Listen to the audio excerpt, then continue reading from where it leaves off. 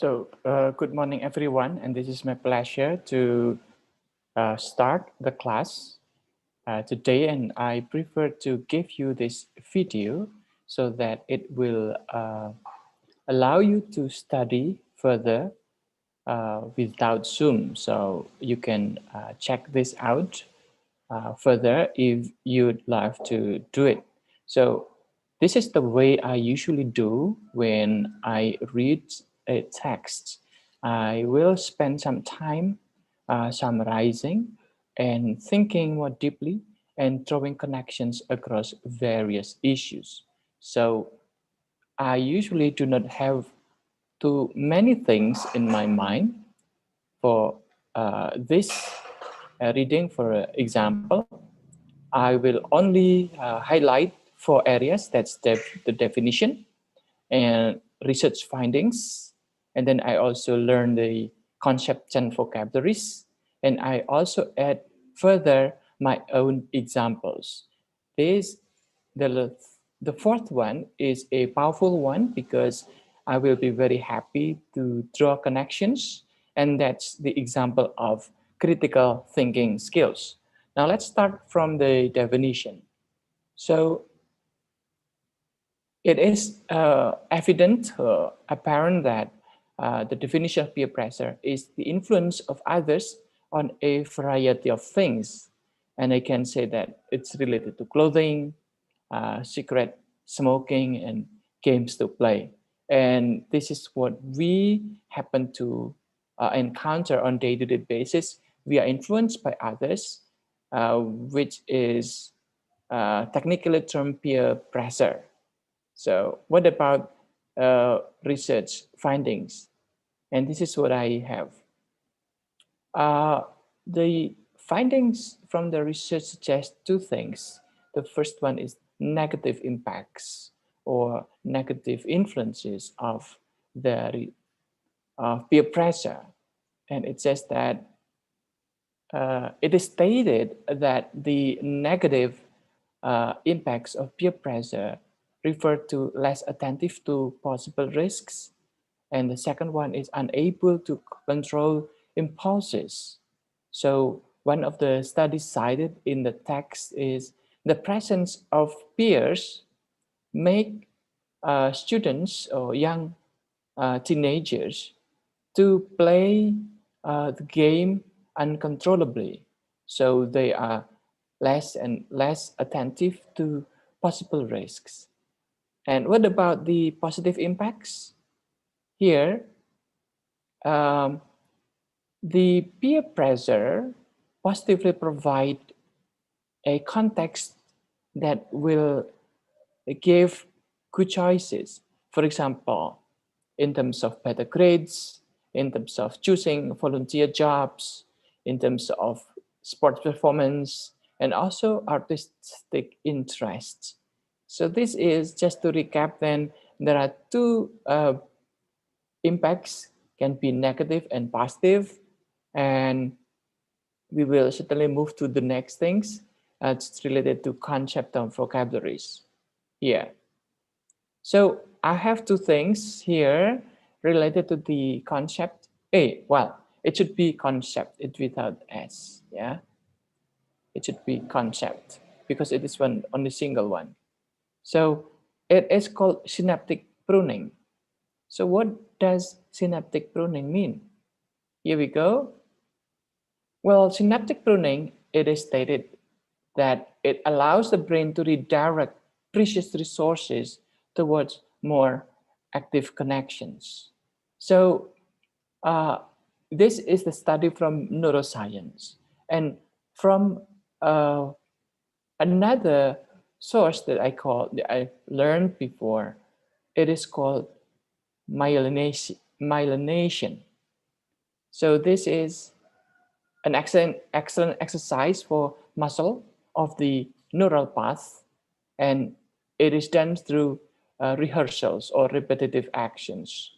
An example for this is from my son's childhood. I accompanied him to uh, learn how to play music, um, and it was clear that after 3 months playing violin, my son started to develop the prima vista or first reading. So he is able to read the musical notes after 3 or 4 months learning to play violin when he was in the first grade. So this is there is no magic at all with that. It is a matter of repetitive actions, rehearsals over and over and again, and the parents are there to support him. So that's how the brain works, and we learn to develop that kind of things. So in addition to the concept from the neuroscience, I also note a couple of things that might be new for me. The word dismissively, inwardly, outwardly, gradually. So, well, certainly you can add further, say, for example, nouns. If you really love to that one, and say, for example, you will word stimulation. If you found it, for example, if you found stimulation a new vocabulary that you need to learn, why not? Just go ahead. Or you will add the vocabulary here, verbs. It's up to you. Now, I love the concept of critical thinking skills as a learner here. And I always try to draw connections from what I have learned with my own examples. That will make learning more meaningful. So here we go. What I give you examples, the concept of peer pressure that I have encountered in my life, okay, and the negative and positive ones. And this is the example. Well, I'm telling you that my friends started smoking in elementary schools, and they showed me how to do it. But my dad, one, why? Because he taught me to avoid smoking, and he was very authoritative, and it was good, and I was so grateful because I didn't smoke until now. So the peer pressure from my colleagues didn't work well related to cigarette smoking. And the second one is the peer pressure, memorizing vocabulary here. Well, I happen to see that my elder sister's friend loved to take a small dictionary with him and memorized English words anywhere he went, anywhere, anytime he went. And then I think it was stimulating to me, and especially I consider myself poor in math and physics, and I needed to show what I was good at, and English was certainly a good and a bit sexy thing to learn. So that was, I remember that I started to memorize English vocabulary on a daily basis when I was in junior high. So probably at the second year of my junior high.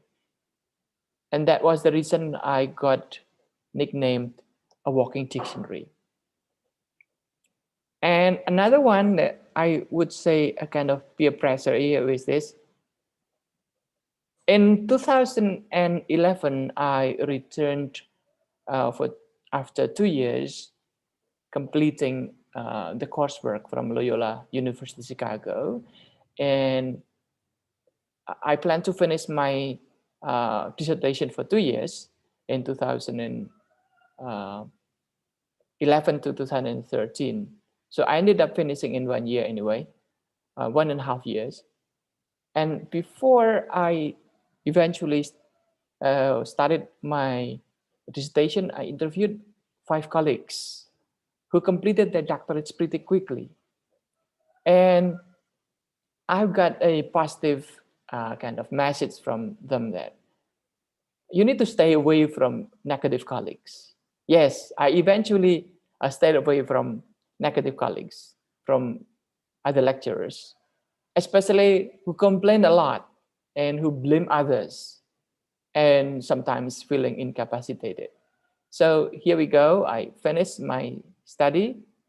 Well, pretty much like what I planned.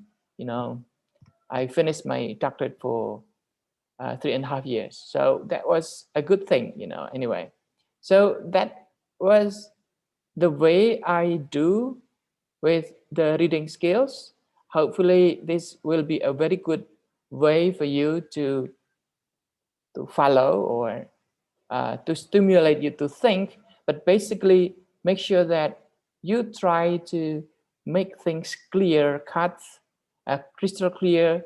Do not overwhelm with complexities, and that is the reason why you need to learn how to utilize the graphic organizers, just like what I'm showing. So thanks a lot, and go ahead with your learning. Bye bye.